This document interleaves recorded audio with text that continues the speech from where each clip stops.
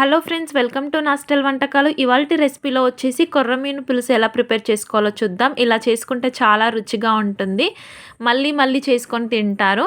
ఇది వచ్చేసి 2-3 సార్లు కడిగేసుకొని సాల్ట్ వేసుకొని పక్కకు తీసుకొని దీంట్లోకి ఒక హాఫ్ టీ స్పూన్ వరకు పసుపుని, ఒక 2 టీ స్పూన్స్ వరకు కారం, ఒక 1.5 టీ స్పూన్ వరకు సాల్ట్ని యాడ్ చేసుకొని వీటికి బాగా కలిపేసుకోవాలి. పీసెస్కి పట్టేలాగా బాగా కలుపుకోవాలి. ఈ పీసెస్ వచ్చేసి జిగురు బాగా ఉంటుంది.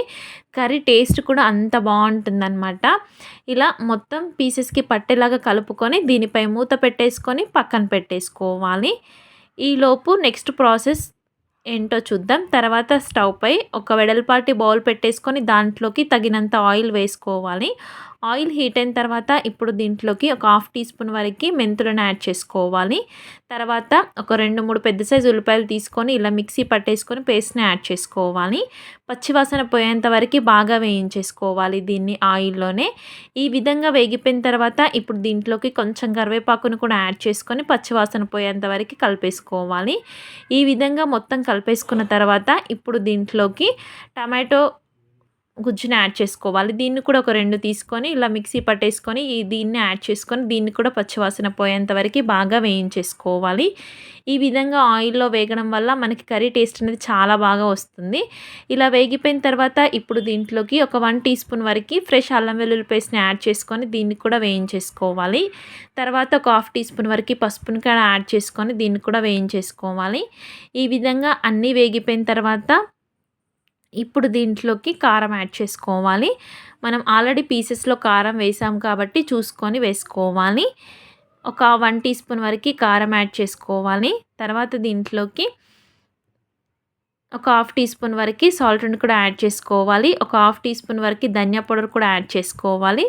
వీటన్నిటిని ఈ విధంగా కలిపేసుకొని దీనిపైన ఇప్పుడు ఫిషెస్ని యాడ్ చేసుకోవాలి.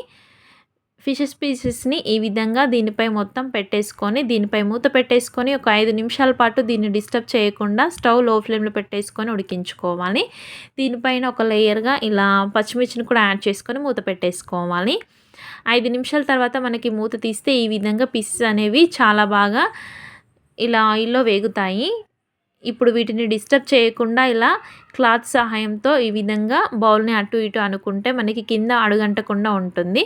ఈ విధంగా కొంచెం ఉడికిపోయిన తర్వాత ఇప్పుడు దీంట్లోకి చింతపండు రసాన్ని యాడ్ చేసుకోవాలి. మీరు మీ పులుపుకు తగ్గట్టు వేసుకోండి. ఇలా వేసుకున్న తర్వాత దీన్ని ఏమాత్రం గరిటె పెట్టి తిప్పకుండా ఇలా క్లాత్ తోటే మనం బౌల్ని అటు ఇటు అనుకుంటే సరిపోతుందన్నమాట.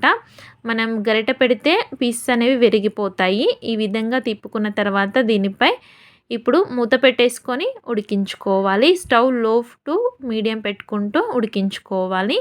అలా అయితే మనకి పీసెస్ అనేవి చాలా బాగా ఉడుకుతాయన్నమాట. చూసారు కదా, ఇలా పెట్టేసుకున్న తర్వాత ఇంకొక 5 నిమిషాల తర్వాత ఇలా మూత తీస్తే మనకి చక్కగా ఇలా పులుసు మరుగుతూ ఉంటుంది. ఇప్పుడు దీంట్లోకి కొంచెం కొత్తిమీరని అదేవిధంగా కొంచెం గరం మసాలాను కూడా యాడ్ చేసుకోవాలి. ఈ 2 వేసుకున్న తర్వాత మళ్ళీ ఒకసారి ఇలా క్లాత్ సహాయంతో కలిపేసుకొని ఇప్పుడు ఇంకొక 2-3 నిమిషాలు స్టవ్ మీడియం ఫ్లేమ్లో ఉంచుకొని స్టవ్ ఆఫ్ చేసుకుంటే సరిపోతుంది. చాలా టేస్టీగా అండ్ సింపుల్గా కొర్రమీను పులుసు అనేది రెడీ అయిపోతుంది. చాలా చాలా బాగుంటుంది. చూసారు కదా, పీసెస్ కూడా ఈ విధంగా వచ్చేస్తాయి అన్నమాట. చక్కటి గ్రేవీతోటి మనకి టేస్ట్ అనేది అదిరిపోతుంది. ఈ రెసిపీ మీకు నచ్చినట్టయితే లైక్ చేయండి, షేర్ చేయండి. అదేవిధంగా మా ఛానల్ని సబ్స్క్రైబ్ చేసుకోండి. Thank you for watching friends.